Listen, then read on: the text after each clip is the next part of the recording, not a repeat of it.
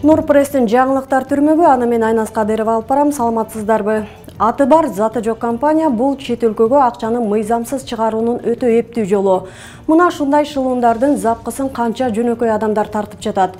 Нур пресс маалымат борборуна Нурсат юридикалык компаниясы аркылуу Медер Кадырбеков кайрылды.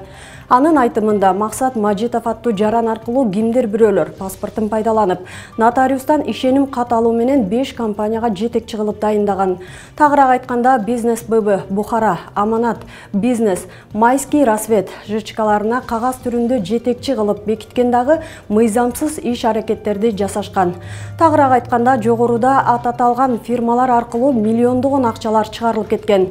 Бирок бизге кайрылган жаран чыгарылып кеткен акчанын бир да сомун көргөн эмес. Шылуундар анын артынан миллиондогон каражатты чет өлкөгө мыйзамсыз чыгарып кеткенин, салык кызматы ири көлөмдө салык карыз болуп калганын айткан учурда жана сот тутумуна чакыруу келе баштаганда билген. Кылмыштуу адамдар менен Максат Мажитов аттуу адам тааныштырган. Белгилей кетсек, ал ырчы катары Сэм Космо деген каймана ат менен чыгып ырдап жүрөт.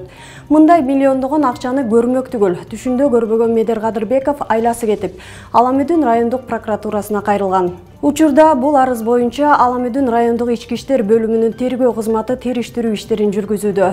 Минтип шылуундук кылып, мамлекетке ири көлөмдө зыян алып келгендерди тергөөчүлөр камырдан кыл сууругандай таап чыгар бекен, же каржады, из басты кылып жабылуу аяк жабылуу боюнча калабы. Бул боюнча Нур пресс маалымат борбору байма-бай чагылдырып турмакчы. Сентябрда тажик тараптын кол салуусунан талкаланып, өрттөлгөн 400дөн ашык турак жайдын тургундары жаңы жылды өз үйүнөн тоза албайт. Анткени курулуш иштери бүт элек. Ар биринин курулушуна 3 миллион сомдон ашык каражат бөлүнгөн. Ушул күнгө чейин болгону 2 гана турак жай толугу менен калыбына келтирилди. Калган 418 үй бүт элек.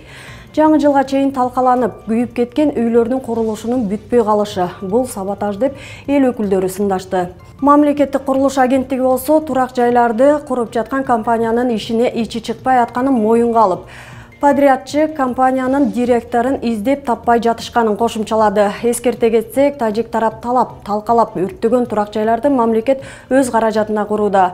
Үйлөрдү калыбына келтирүү иштери кечеңдеп жатканы Жогорку кеңештин тармактык комитетинин жыйынында айтылып, үйлөрдү салып аткан компаниянын жоопкерчилигин кароо керектиги белгиленди. Ал эми социалдык объектилердин курулушу Дүйнөлүк банк тарабынан каржыланууда. Бул үчүн 10 миллион доллар бөлүнгөн. Курулуш иштерин тендер аркылуу утуп келген компания ишке ашырууда. Бирок Жогорку кеңештин депутаты Улукбек Ормонов өзгөчө кырдаал учурунда тендер өткөрүлбөйт деп мыйзамда жазылып турганын эскертип, кандайча дал ушул компания тандалганына кызыкты. Бул кебинин да жөнү бар. Анткени социалдык объектилер белгиленген мөөнөттө бүтпөй жатканы айтылууда.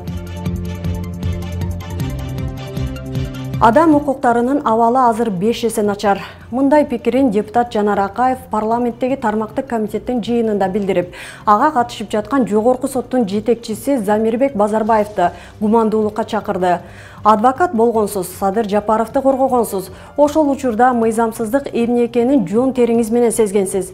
Азыр ал кездегиге салыштырмалуу абал 5 эсе начар. Бийликке, сот органдарына нааразычылык күч алууда, деди. Бир нече саясатчылар, активисттер, блогерлер, журналисттердин үстүнөн сот иши ушул тапта жүрүп атат. Ана мен жанатан бери массалык маалымат каражаттарын карап отурам. Өзүңүз адвокат болгонсуз мурда. Аябай көп мыйзамсыз окуяларды көргөнсүз. Азыркы президентибиз Садыр Жапаровдун укугун коргогонсуз. Эми азыр өзүңүз Жогорку соттун төрагасысыз. Өзүңүз азыр элестетип кое бериңиз, мурда ошо сиз адвокат болуп жүргөндөгү абалдан кеминде 5 эсе начар акыбал. Мына азыр Периза Суранова деген кызды апасы менен көрүштүрүп алып кетти. Эми мыйзам ошондой болсун, бирок дагы бир адамдык, бир адамгерчилик деген болуш керек дедим, жок дегендичи. Бишкек шаардык соту Кемпир-Абадка байланыштуу саясатчылар менен активисттерге карата баш коргоо чарасын карап жатат. Сот отурумунда айыпталуучу парламенттин экс-депутаты Орозайым Нарматованын абалы начарлап, ал кулап түштү. Сотто чыр чыгып, анын тарапташтары Нарматовага тез жардам чакыруусун талап кылышкан. Буга чейин дагы Перизат Суранованы апасынын колун карматпай, сот залынан алып чыгышканы боюнча видео тараган эле. Ачкачылык жарыялаган активист Суранова Бишкек шаардык сотунун чечими менен СИЗОдо калды. Tamak ye. Ölüp ketsin, ölsün de öyle balam. Tamak ye, bular bilbeyt senin emende. Elim cerim degenin bilbeyt balam. Balam elim cerim. Ay balam. Sen de eleden tulgan salaya cılıp kaçacaksın. Doktor balam. Эскерте кетсек, Кемпирабадка байланыштуу маселе боюнча бийликтин чечимине каршы болгон 26 активист 23 октябрда кармалган. Ал арада айрымдары ачкачылык жарыялады. Эл аралык уюмдар кыргыз бийлигин кармалгандарды бошотууга чакырган. Бирок аларды камакта калтыруу мөөнөтү улам узартылып келе жатат.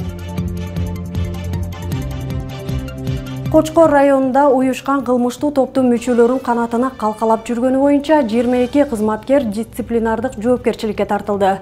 Ички иштер министрлигинин ички иликтөө кызматы тарабынан кызматтык иликтөө жүргүзүлүп, алардын 9-у ээлеген кызматынан четтетилген, 3-өө ички иштер органдарынан бошотулган, калгандарына ар кандай тартиптик жазалар берилген. Чара көрүлгөн милиция кызматкерлеринин арасында депутат Дастан Жумабековдун бир тууганы Алмаз Жумабеков дагы бар. Ал өткөн жылдын февраль айында ички иштер органдарынын жетекчилерин ротациялоодо Нарын облусунун ички иштер башкармалыгынын башчысы болуп дайындалган. Ага чейин Талас облусунун ички иштер башкармалыгын жетектеп келген. Эске салсак, 24 декабрда улуттук коопсуздук боюнча мамлекеттик комитети Кочкор РЭБинин кызматкерлери кафенин ээсинин акча талап кылган уюшкан кылмыштуу топтун мүчөлөрүн жаап жашырып жүргөнүн билдирген. Нурпресстин жаңылыктарын Instagram, Facebook, YouTube, Telegram'дан окуй аласыздар. Нурпресс чындыктын изи менен.